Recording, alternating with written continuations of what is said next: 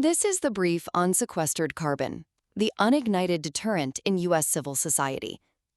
So this analysis explores a pretty provocative claim that the 500 million firearms in private hands here in America, they're not just for sport.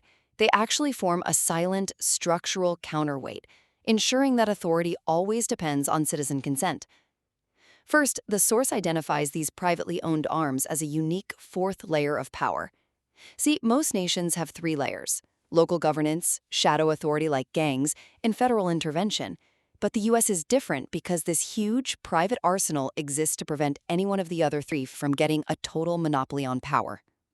Second, and this is key, the main function here is deterrence, not action, what the author calls sequestered carbon. The idea is to create parity against government overreach. Think of it like a fire extinguisher. The paradox? The fact these arms aren't used in a big revolt actually proves the deterrent is stable and working, just like a nuclear arsenal. And finally, you see this principle getting reinforced right now. For 2 decades, courts have expanded access to modern firearms, reaffirming the amendment's role in protecting this balance. Plus, the diversification of gun ownership, to include folks like progressive organizers, strengthens the idea that this right is for everyone, not just one demographic. Ultimately, this quiet maintenance of armed parity eliminates the fantasy of unopposed force. Ensuring citizenship requires negotiation, not Today subjugation. we're looking at a really fascinating essay. It argues that the 500 million private firearms in the U.S. are a fourth layer of power, basically an unignited deterrent. Yeah, a kind of sequestered carbon that ensures authority doesn't become a monopoly. It's a powerful idea. It is. So let's jump right in. We have 3 ways to really sharpen this thesis, to make it, unassailable. A concept this robust, well, you have to make sure the foundations can handle all the stress. And I think that's where we should start. Absolutely. The first point is really about the intellectual rigor of that central metaphor. Right. The essay has to fully integrate let's call them the acknowledged costs of gun ownership. That's the only way to make the sequestered carbon metaphor truly airtight and, frankly, more persuasive. And its strong point right now is that the deterrent is defined by being unused. The author makes that great comparison to nuclear arsenals. They don't fail just because cities aren't burning. Or fire extinguishers. Or fire extinguishers, exactly. The fact that the kitchen is still standing is proof they work. It perfectly frames why Layer 4's mere existence is its success. It's an incredibly powerful analogy. But here's where the structure gets a little shaky for me. The argument leans so heavily on this ideal state of deterrence. But it only, briefly touches on the negative outcomes, the times when the carbon is discharged, crime, accidents, misuse. And it tries to handle that by saying those people are just expelled from Layer 4. Exactly. They're expelled by Layers 1 and 3. So local police and the federal government, formal law enforcement. Correct. But framing it that way, it completely sidelines the actual societal cost of the whole architecture. By just saying a misuser is expelled, the essay avoids the very real, measurable burden that comes with this potential energy. That's a huge vulnerability. It is. Because any critic is immediately going to say, you're presenting an idealized, cost-free version of constitutional integrity, which we all know isn't true. I see that. It creates a structural gap.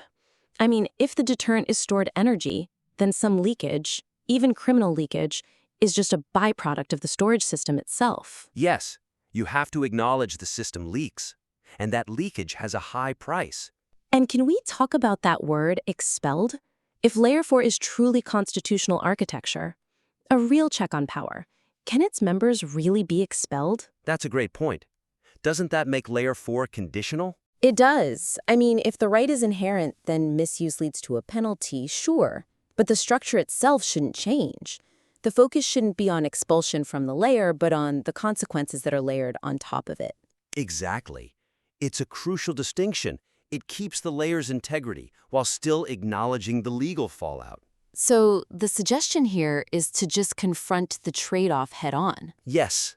Argue that preserving this constitutional safeguard, Layer 4, simply requires a certain tolerance for burned carbon, for those societal costs. That makes the argument so much stronger. It changes it from you're ignoring the problem to a direct statement of a necessary constitutional choice. It forces the reader to weigh two terrible outcomes, not just one cost against an ideal benefit. You have the visible, immediate cost of burned carbon versus the, abstract, slow burn cost of unchecked power. But how do you do that? How do you make that abstract cost feel as tangible as a crime statistic? That's the really hard part. You need a dedicated passage for it, a paragraph that really elevates the importance of that abstract cost. The author has to explicitly contrast the high visibility costs, gun violence stats, against the almost invisible costs of monopoly. Things like institutional corruption or lost freedoms? Exactly. You could even frame it like, we pay a visible, bloody tax to prevent an invisible, slow-motion catastrophe. You have to argue that the most dangerous costs are the ones that never make the headlines. The quiet erosion of liberty. Yes. Show the reader they are choosing the lesser of two constitutional evils. The maintenance cost is heavy, but the alternative is catastrophic system failure. And that frames it as part of the operating system's release notes. This architecture imposes a terrible but necessary tax. That is so much more intellectually robust. It really is. Okay, so now that we've made the argument costly and robust, we have to make sure the audience is even willing to listen to it. I agree. Which brings us to the opening. The personal story in this piece is just so compelling, and I feel like it's buried. Completely. So resequencing the opening to foreground the author's powerful personal narrative would create a much more relatable entry point, especially for readers outside the usual Second Amendment community. Let's look at that journey. The author moves from places where gun ownership was culturally peripheral, Hawaii, D.C. before '88, or just a state-granted exception like in Europe. The UK, Germany, the Netherlands. It is, and then becomes a convert after age 40 in Virginia. And that's where they find the Second Amendment to be architectural, not symbolic. That discovery is the whole reason for the essay. It is. It's the journey of an intellectual who discovers the principle through lived experience, not just someone defending a belief they inherited. That convert status is rhetorical gold. But the essay just jumps right into the abstract analysis, the 4 layers, the 500 million firearms. It asks the reader to accept the premise from line 1. And the personal story that serves as the proof is buried 2 paragraphs down. It's a huge missed opportunity for a hook. A huge one.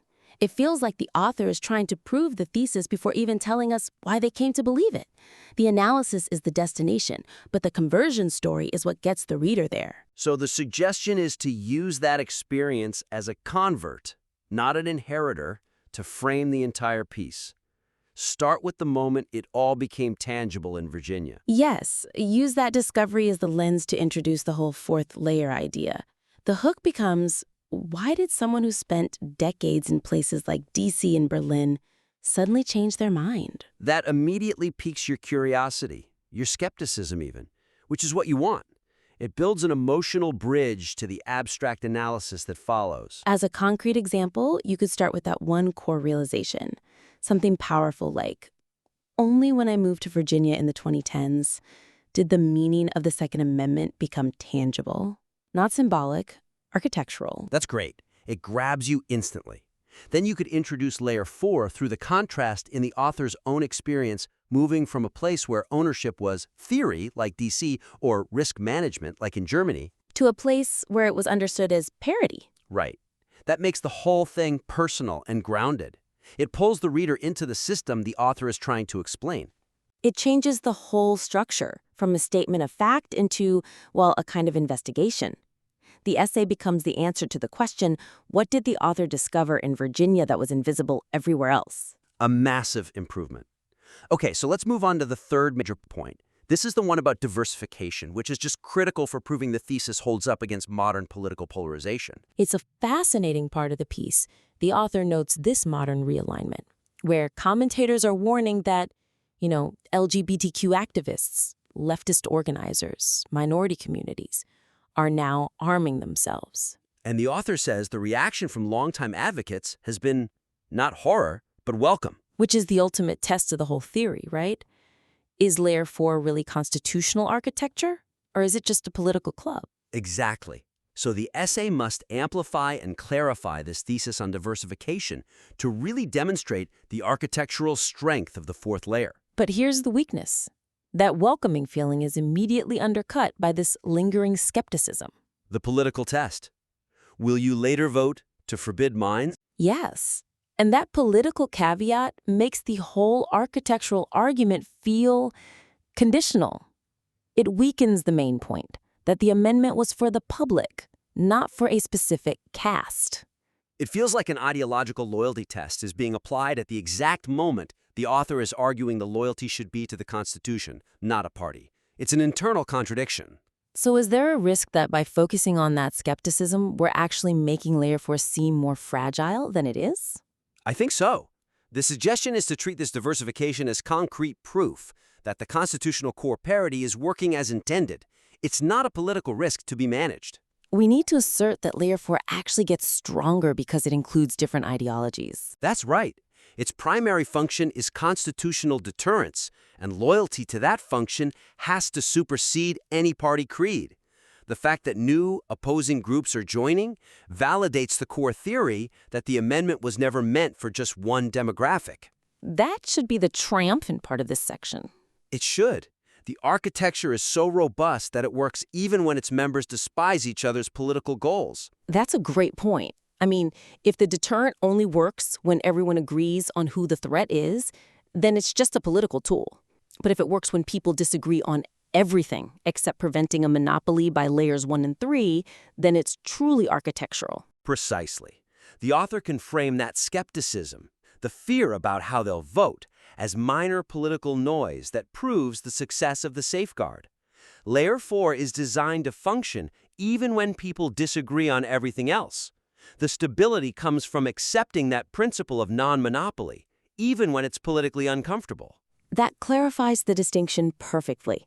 The ephemeral political squabbles versus the enduring constitutional structure. It shows the architecture is designed to withstand disagreement, not eliminate it. A much higher and more persuasive bar to clear. So these 3 changes, deepening the cost analysis, leveraging the personal journey, and then solidifying the argument for diversity, they all focus on maximizing the impact of the core ideas. I agree. The piece is already conceptually brilliant. These revisions just push it beyond intellectual defense and toward becoming a truly unassailable framework. They ensure that when a reader finishes, they understand the Second Amendment isn't just a right, it's a necessary and costly design feature. Excellent. Okay, so to quickly recap for our listener, we have 3 actionable suggestions. First, you have to fully integrate the intellectual cost, the burned carbon, to strengthen the sequestered carbon deterrent. Don't hide the societal cost. Argue it's the necessary trade-off for constitutional contingency. Second, resequence that opening. Use the author's powerful personal journey as a convert to create a more compelling hook. Start with that personal realization before you dive into the abstraction of the 4 layers. And finally, clarify and amplify the message on diversification. Show that the amendment's strength is proven by including different ideologies, rather than letting political skepticism undercut the core thesis of parity. This essay really has the potential to fundamentally shift how people see the role of private firearms in the U.S. system. We strongly encourage you to implement these changes. It's already a very powerful piece. These revisions are just about maximizing its intellectual impact and ensuring its reach extends far beyond those who already agree with the premise. We look forward to seeing the revised version. Please submit your improved work back for Today we are taking on a subject that is usually just dominated by these huge cultural and political arguments. A huge understatement. Right. Right. But we're going to approach it as a purely architectural problem. The role of firearms in American civil society. Exactly. We are stepping completely outside the usual debates. I mean, we're not talking policy prescriptions, crime rates, or, historical context in that way. No. Our mission today is to analyze a single and I think very radical structural thesis from an author. And what is that thesis? That the staggering volume of legally owned, privately maintained arms in the United States creates this persistent, unignited structural deterrent. And that this fundamentally alters how power works in the American Republic. And that thesis is packaged under a phrase that really, it just grabs your attention. Sequestered carbon. How 500 million privately owned firearms form a structural counterweight in U.S. civil society. It frames this whole issue not as a cultural thing, but as a component of the nation's, I guess, operating system, a deep-seated latent energy source. It's a great metaphor. The central argument is that the United States has this unique structural feature. I mean, unique compared to virtually every other modern developed nation. And that feature is the number. It's the sheer scale. We are talking about approximately 500 million privately owned, legally maintained firearms that together function as a counterweight inside the established architecture of power. Okay, so not an insurgency, not a political lobby. No, nothing like that. It's a foundational structural reality.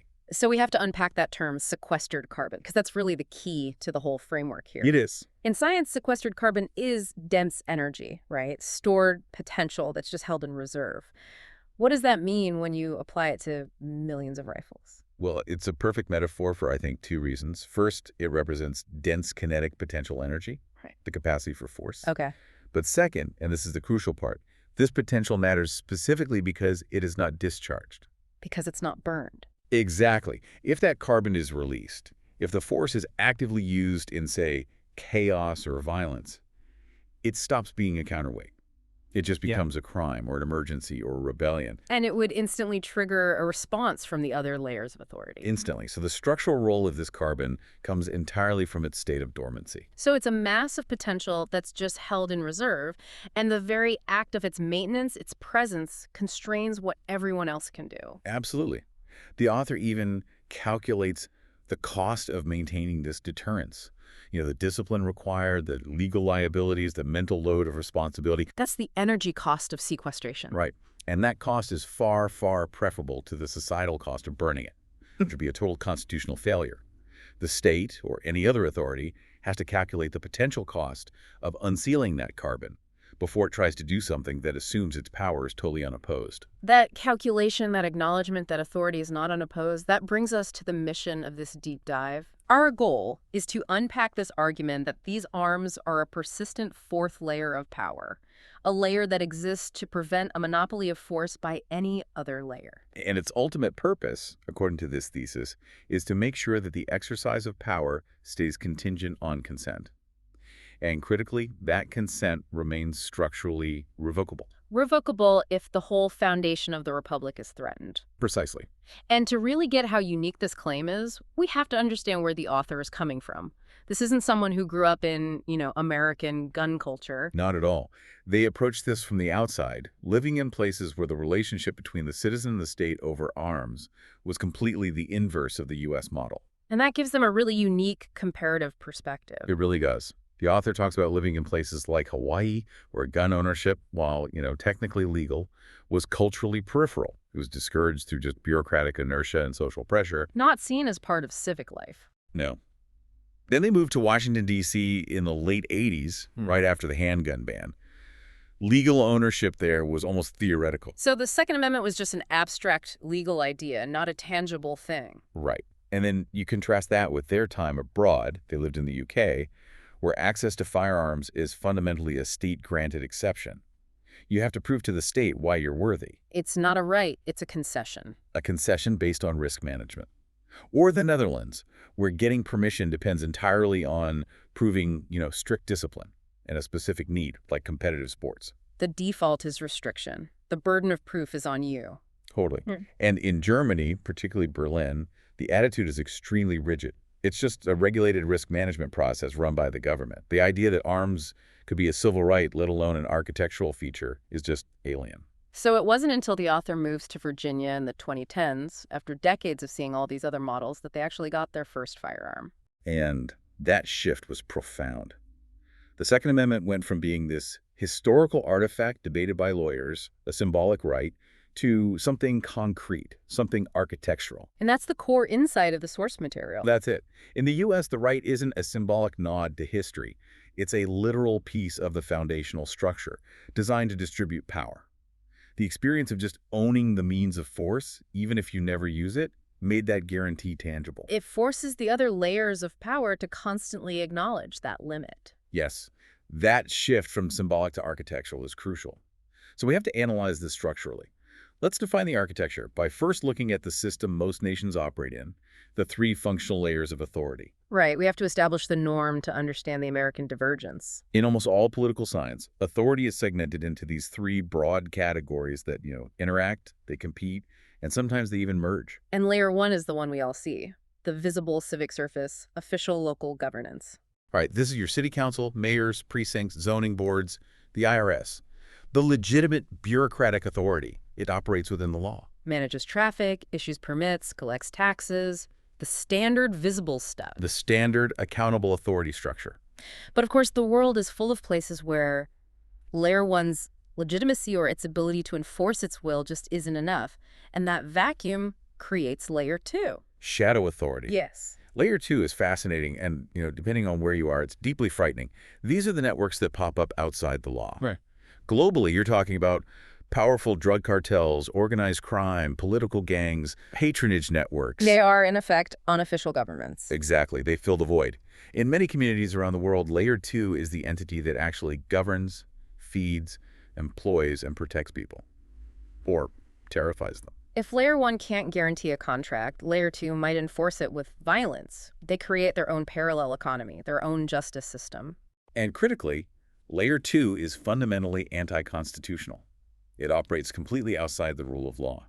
It seeks power not through consent, but through fear, violence, and money. So it's a rival, an illegitimate power center. Often in direct competition with Layer 1. Okay, so that brings us to the third layer. When local governance and these internal shadow forces can't maintain order, or when a state actor wants to impose its will on everyone, you get layer 3. Federal or external intervention. Layer 3 embodies the overwhelming capacity of centralized force. This is the national government, its regulatory agencies, federal task forces, the military. Or in failed states could be peacekeepers or occupation forces. Right. The role of Layer 3 is to impose order by sheer force of capacity. They have the massive centralized resources, air power, cyber capabilities, mass surveillance, and the authority to suppress the other two layers. Or in the worst case, to become the dominant power themselves. And essentially replace Layer 1 with a totalitarian structure. Now, if you look globally, you see how these three interact. In highly centralized nations, Layer 1 suppresses Layer 2, and it all operates under the shadow of Layer 3. Authority is top-down, unchallenged. Right. But in other places, say large corrupt nations, Layer 2 can dominate, cartels hold the real power, and Layer 1 becomes just a formality. And layer 3 might be too corrupt or just too inefficient to do anything about it. And then in totalitarian regimes, Layer 3 just imposes order by absolute force, crushing the other two. In all those cases, one layer achieves a near-total monopoly on force. And the American model, according to this analysis, diverges sharply from all of those scenarios. Specifically because of the persistent structural pressure from this Layer 4. This counterweight is what makes the system less prone to those absolute monopolies you see elsewhere. So the architecture itself includes this constant, latent challenge to the whole concept of a monopoly on force. Yes.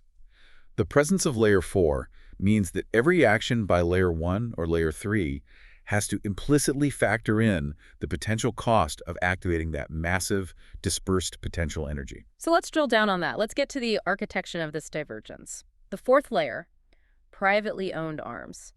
Dispersed, unorganized, uncentralized, but just there.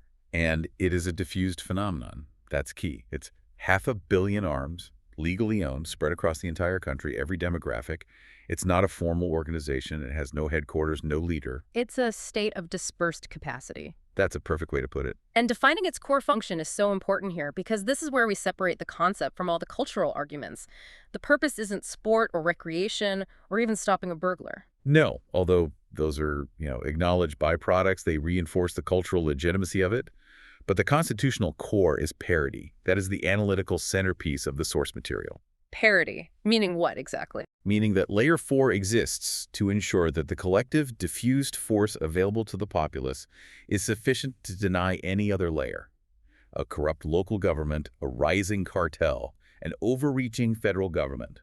The fantasy of unopposed force. So the goal is to maintain the republic's structural integrity, to make sure power remains contingent on consent, and that consent remains revocable. Exactly. The moment Layer 3, the federal government, believes it can just dictate terms without calculating the cost of widespread opposition, the republic shifts. It goes from constitutional negotiation to enforced compliance. And the author is very clear about what Layer 4 is not. Very clear. It is not insurgency, it's not subjugation, militia, rebellion, or paranoia. It's a stable, dormant component. If it actively tried to govern or overthrow, it would instantly forfeit its architectural function. And that forfeiture is key. It is. If Layer 4 acts outside the law, it immediately draws the overwhelming centralized force of Layer 3 against it. Its value is in its potential, not in its application. And this function, this idea of latent parity, this is continuous from the founders' context, right? Absolutely. When they wrote the Second Amendment, they were explicitly concerned about standing armies, about internal usurpations. The need for a civilian counterweight was paramount, and it was rooted in their historical experience with tyranny. But the author has to address the critics who point to the change in technology. I mean, we've gone from a 1791 muzzleloader to a modern semi-automatic rifle. Of course. But the argument is that while the category of weapon changed drastically, the purpose, the architectural requirement for parity did not. If the Second Amendment only protected obsolete tools, the parity would crumble. And the amendment would become purely symbolic.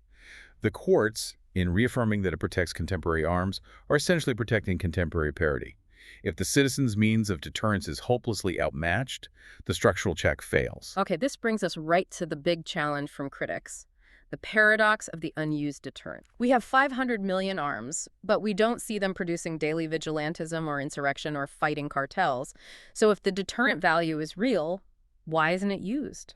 And this is where that sequestered carbon analogy is so important. The counterpoint is critical. The deterrence value is derived purely from its non-use.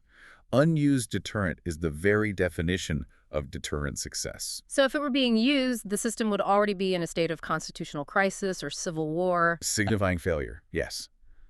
The author uses some great analogies for this. Like the nuclear one. Right. Nuclear arsenals don't fail because cities remain unburned.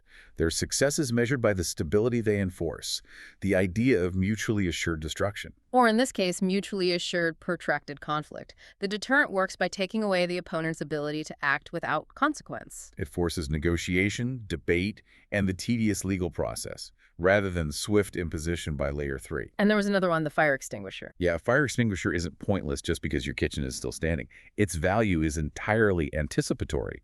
Its presence constrains your behavior. You're less likely to be reckless with fire if you know the means to stop a catastrophe is right there. So Layer 4 is the structural fire extinguisher built into the Republic. That's the idea. Its function isn't measured in conflicts won, but in conflicts prevented and negotiations forced. Okay, so that leads to a really important qualifier, the self-policing mechanism. If Layer 4 is defined by its restraint and allegiance to the Constitution, what stops it from just degrading into Layer 2 into another form of shadow authority? The restraint is mandatory. The author is very clear that the people who make up Layer 4 are defined less by the equipment they have and more by the restraint they practice. And the principles they uphold. Yes. If a person unseals the carbon irresponsibly, if they brandish a weapon, commit a felony, threaten authority outside the bounds of self-defense, they are immediately expelled from Layer 4. And who does the expelling? Layers 1 and 3. Exactly. The local police and the federal authorities. A felony conviction immediately voids your participation. You lose the right to own the means of force. So Layer 4 is only constitutional if it adheres strictly to the law and the principle of responsible maintenance. And that's the crucial barrier that keeps it from merging with Layer 2. It is. Layer 2 is fundamentally anti-constitutional. It uses force to subjugate. Layer 4's center of loyalty is the Constitution itself. Regardless of which political party is in charge of Layer 1 or 3 at the moment. Precisely. Layer 2 is about personal gain, criminal enterprise. Layer 4 exists, dormant and bound by law, as a safeguard for the constitutional architecture. So if a cartel, which is Layer 2, has enormous firepower, they're outside the law, and Layer 3 is actively hunting them. But if a constitutional citizen, Layer 4, has similar firepower, they're within the law, and Layer 3 is constrained by that fact. That is the profound difference. It's not about the type of weapon. It's about the rule of law and the constitutional principle of parity. They sit adjacent in terms of means, but philosophically and legally, they are worlds apart. Okay, that distinction really explains the structural stability argument.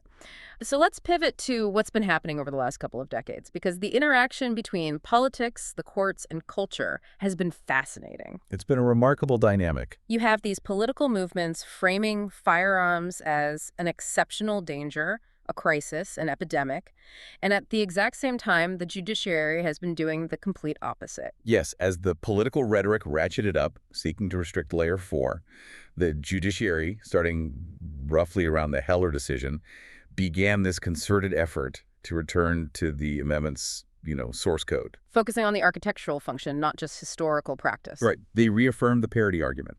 The core finding was that the Second Amendment protects contemporary arms, because if it didn't, the constitutional check on government power would just become obsolete. Which makes sense. If the state can deploy modern tools, but the citizen is restricted to muskets, the idea of parity is meaningless. It's a joke. So the courts are reinforcing the concept that the right to self-defense, especially against potential state overreach, has to be technologically relevant to the means of imposition. And the source argues this legal trend isn't just judicial activism, it's reflecting a deeper cultural recognition. Yes, that the electorate, independent of any lobbying, is increasingly viewing the Second Amendment as constitutional architecture, not just a recreational license or a rural cultural thing. And that underlying recognition is driving the advocacy shift we've seen. It is. For decades, the NRA was this singular gravitational body, centralized and focused. But the grassroots demand for constitutional parity was much broader than one organization could contain. So we've seen this shift to decentralized litigation, the rise of groups like Gun Owners of America, the Firearms Policy Coalition. What's the structural significance of that? It reinforces the author's point that demand preceded advocacy.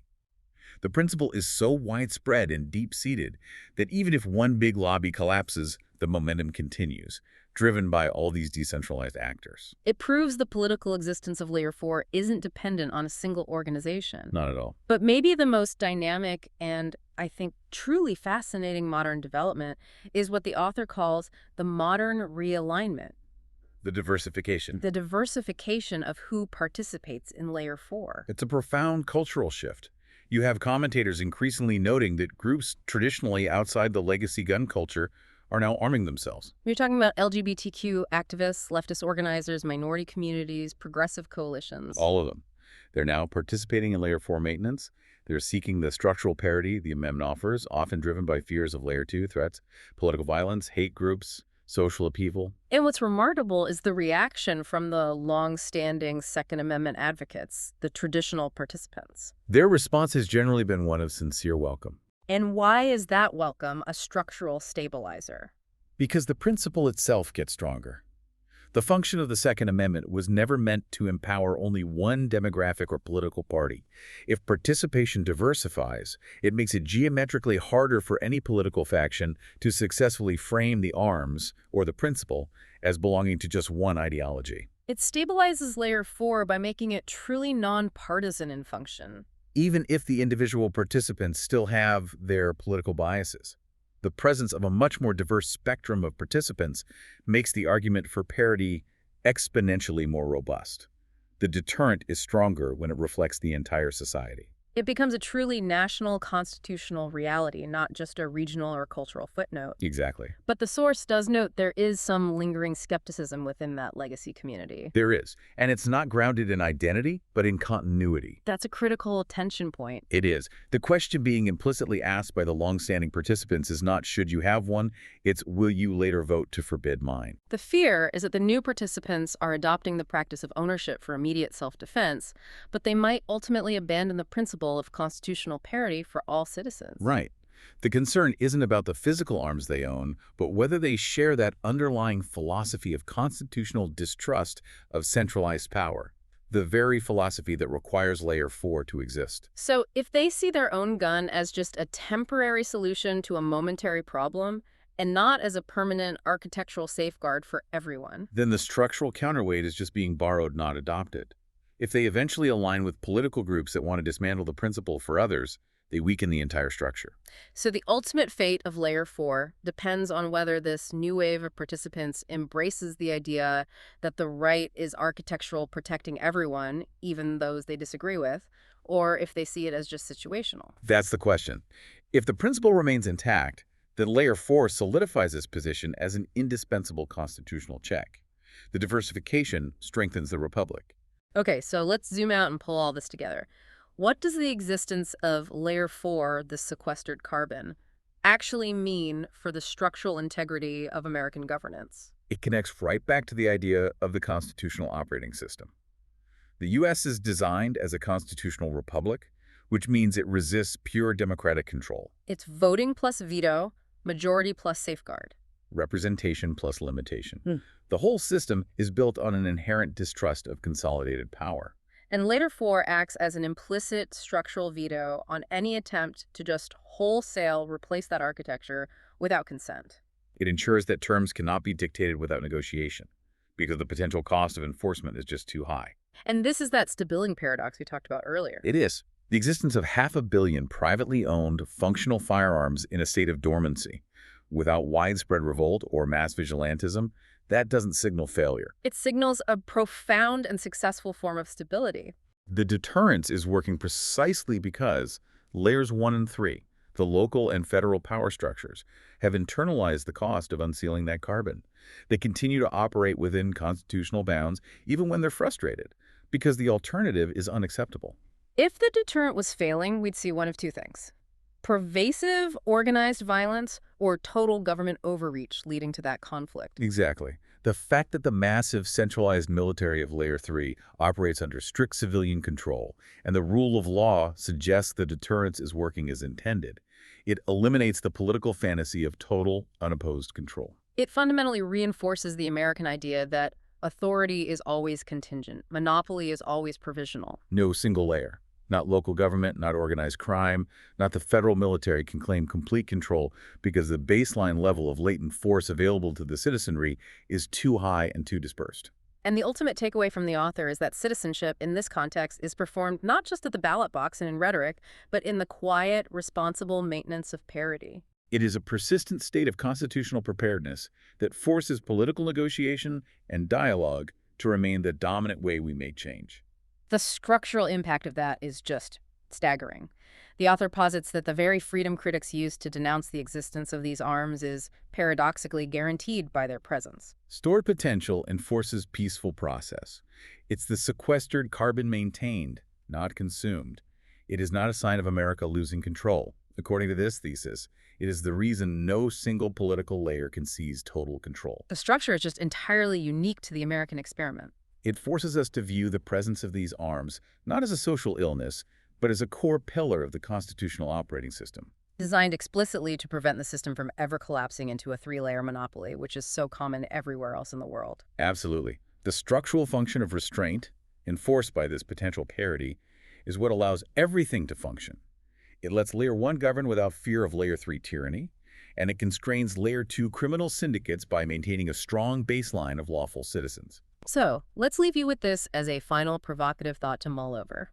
The global perception of American instability almost always focuses entirely on the political noise, the polarization, and, the tools themselves. But how might that global perception shift if we were to focus on this architectural reality, the function of restraint that's enforced by this sheer mass of potential force? If the world understood that the guns are structurally the reason the state cannot operate with unopposed dictatorial force, what would that change about the understanding of American stability? What if the highest level of stability is achieved not by disarming the populace, but by ensuring that power remains contingent on their consent? And the United States is operating on a constitutional principle that almost the entire rest of the world has abandoned.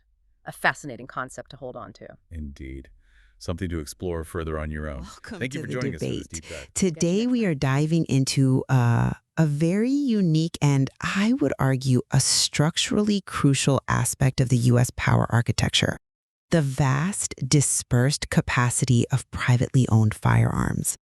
The source material frames this with a really powerful metaphor, calling it sequestered carbon. It suggests that the The dormancy of roughly 500 million private arms constitutes an active structural fourth layer of power within the system. And that framing, I think, takes us directly to our central question for today. We have to ask whether this sheer volume of latent capacity, this potential energy, truly functions as an independent, ongoing layer of political power. I mean, does the non-use of all this firepower really amount to a structural deterrent that ensures government consent is always contingent? Or is its value primarily conceptual, reliant entirely on the enforcement mechanisms of the traditional layers of authority, Layer 1, local governance, and Layer 3, federal intervention? Well, my position is pretty clear on this. I hold that these arms form an indispensable architectural counterweight. Their persistent, unorganized existence fundamentally eliminates the option of a stable, unopposed monopoly of force by any other layer. It is a necessary background condition, really, for legitimate governance in the U.S., signaling stability precisely through its dormancy. The sequestered carbon, that potential energy, is the provisional authority. And I come at it from a slightly different angle. I'm going to question whether this potential energy alone constitutes a functional layer of power, especially if that energy is never politically expressed outside of, say, the judicial system. I'll be arguing that the stability you're observing is actually better explained by the enforcement mechanisms of Layers 1 and 3, which actively ensure Layer 4 remains dormant and constrained. Okay, so to articulate this fourth layer concept, we first have to recognize how it diverges from standard national models. Most nations, they operate within 3 layers. Layer 1 is your local official governance. Layer 2 is the shadow authority, cartels, gangs, organized crime. And Layer 3 is that centralized federal or external intervention. The U.S. model is unique because those 500 million privately owned arms, dispersed, uncentralized, and persistent, they form Layer 4. It's situated beneath Layer 3, it's adjacent to Layer 2, and it runs parallel to Layer 1. That structural map is helpful, I'll give you that. But what is its function beyond merely existing as a large pile of potential energy? Its constitutional core is maintaining parity.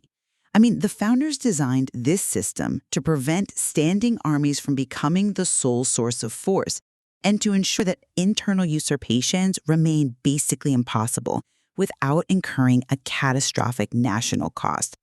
The purpose of this layer isn't recreation or even just self-defense.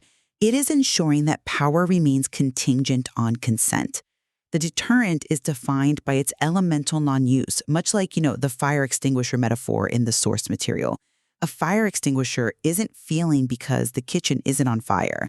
Its dormancy signals stability and a provisional monopoly of force. I see why you think that, and that fire extinguisher analogy it's elegantly constructed, I'll admit. But I believe it grants too much credit to latency, and it ignores the active role of existing governance in maintaining that latency. Let's go back to the source materials critics for a second.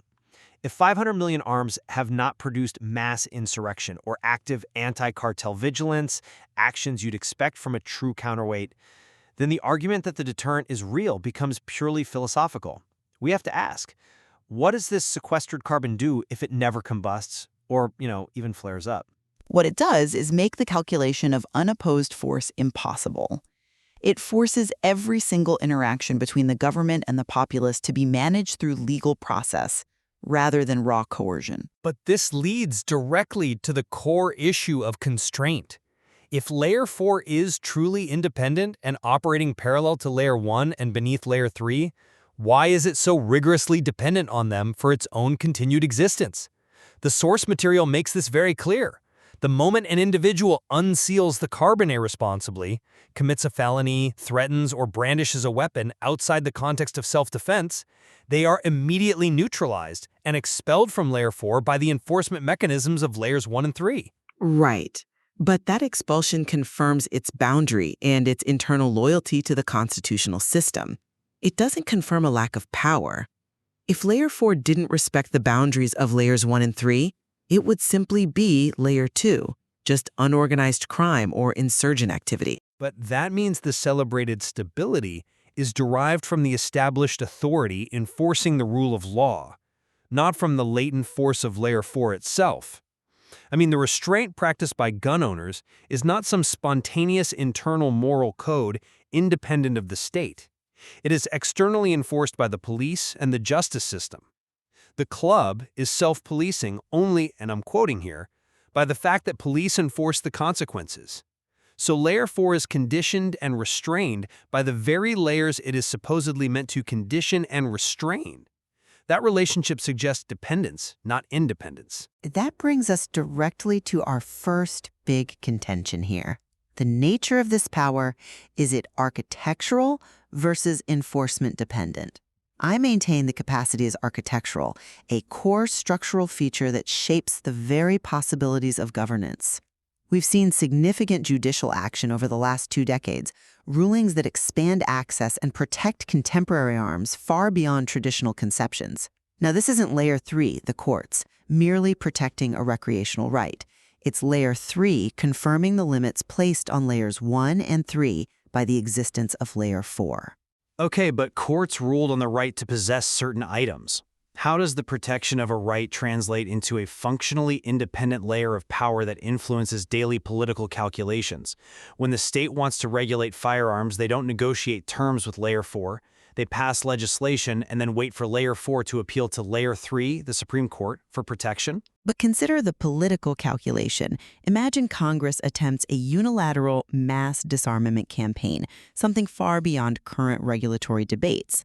The courts, Layer 3, may eventually strike it down, sure, but the reason Congress has to fear the political cost, the resistance, the constitutional challenge, the fundamental breakdown of consent, that reason is Layer 4.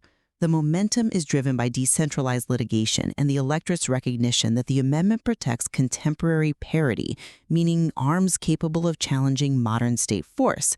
This shows a political will that precedes and drives the advocacy groups. But that fear is predicated on 2 things. First, the courts, Layer 3, stepping in, which is a structural dependence. And second, the fear is of chaos, not of organized political action. I'm sorry, but I just don't buy that the architecture is independent when its primary condition, restraint and dormancy, is enforced by the police. If that external enforcement stopped, the result would be civil collapse, which means Layer 4's power is just the threat of collapse, which is always inferior to the effective power of a functional state. The power of Layer 4 isn't measured by its capacity to start a revolt, but by its capacity to prevent Layer 1 or Layer 3 from acting without constitutional accountability. This constraint has to be managed by the system itself. If the system tried to violently suppress Layer 4, the conflict that would result would justify the architecture in the first place. The circular logic you're pointing to, that stability proves the deterrent, but the deterrent is only allowed to remain sequestered because of enforced stability, that's actually the definition of successful deterrence. We observe peace because the cost of non-peace is catastrophically understood by all 3 official layers. But if that option to resist is sanctioned, as you're arguing, why is the influence of Layer 4 defined only by its non-action? If this Layer 4's loyalty is the Constitution, then why isn't its capacity activated or leveraged to negotiate terms when constitutional challenges or perceived overreach occur?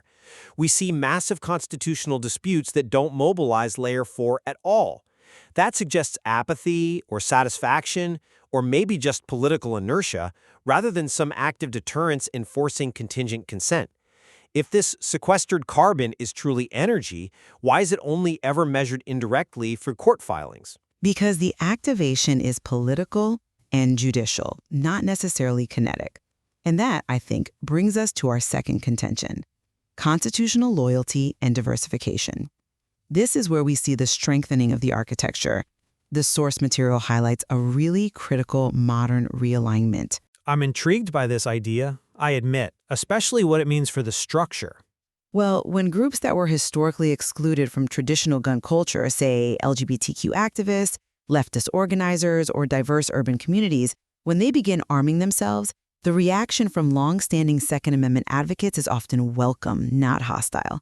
And this isn't just tolerance, it's a recognition that diversification strengthens the core function of the amendment. It proves the architecture was written for the public, not for a specific caste or political faction. That's an interesting point, though. I would frame it differently. While diversification might demonstrate broader adoption of firearm practice, a functional right, It doesn't necessarily confirm a commitment to the Layer 4 principle of enforcing constitutional consent against government overreach.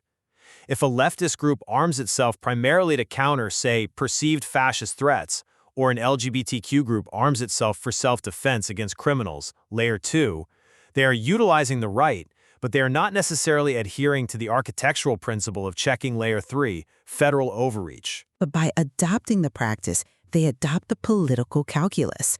The center of loyalty for this layer is the constitutional architecture itself, not any single party or administration. The only lingering skepticism among legacy gun owners, according to the material, isn't about the misuse of the tools by new groups, but whether these new participants will abandon the constitutional principle of parity after they adopt the practice, which would make Layer 4 politically fragile. The diversification actually makes the power structure more resilient to political capture. But how does that resilience manifest practically against Layer 3? If the armed population is politically and ideologically diverse, it actually makes the possibility of coordinated political action in defense of Layer 4 less likely, not more. If the groups can't agree on what constitutes overreach, their potential kinetic power just cancels out, which reinforces the effective monopoly of Layers 1 and 3.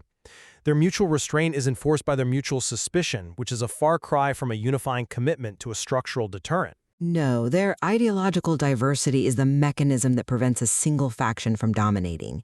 This decentralized ideological commitment is its strength. It makes any opposition to a tyrannical move a hydra-headed problem, one that's impossible to isolate or decapitate politically. And this fundamentally complicates the political calculus for any governing body, federal or state, that's considering restrictive legislation or coercive enforcement. They face a decentralized electorate armed and ideologically diverse, rather than some centralized, predictable opponent. Look, if we accept that the amendment exists to prevent replacing the architecture wholesale without constitutional consent, then Layer 4's highest expression should be a powerful, non-judicial check, not just a complicated political lobbying map. If Layer 4's loyalty is truly the Constitution, why is its influence defined only by its non-action and not by its capacity to negotiate terms when constitutional challenges arise? The fact that it exists without widespread revolt or confrontation suggests either profound satisfaction with the existing system or that the deterrent capacity is simply too costly to ever deploy, rendering it an unusable check. The deterrent is used every single time a piece of legislation is drafted and then discarded because its enforcement would be politically, socially, and physically impossible. It is the background condition that forces the state to use judicial and political means rather than military or coercive ones. The very knowledge that 500 million arms are stored eliminates the option of quick, unopposed force. That structural inhibition, that sequestered carbon awaiting activation, is the fourth layer. It is the reason authority must always be contingent. And I still maintain that that contingent nature is currently enforced and maintained by the very layers it is supposed to inhibit.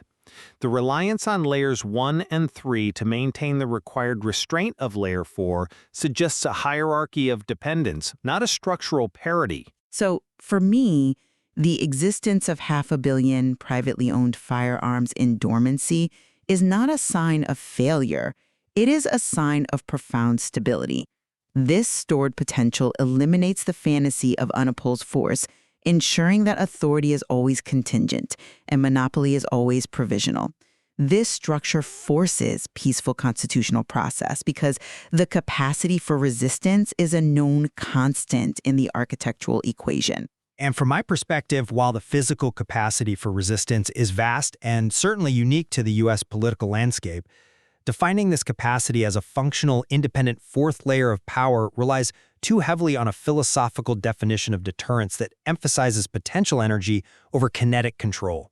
The actual operational mechanisms maintaining stability and requiring restraint rely critically on the very layers of authority, Layers 1 and 3, that Layer 4 is supposedly holding in check. It remains a uniquely American architecture, defined by its structural constraints. And a profoundly complex one to analyze, particularly when political power dynamics suggest that potential energy is claimed to be a greater force than kinetic action. It certainly suggests there is much more to explore in how consent and limitation truly operate in the American system.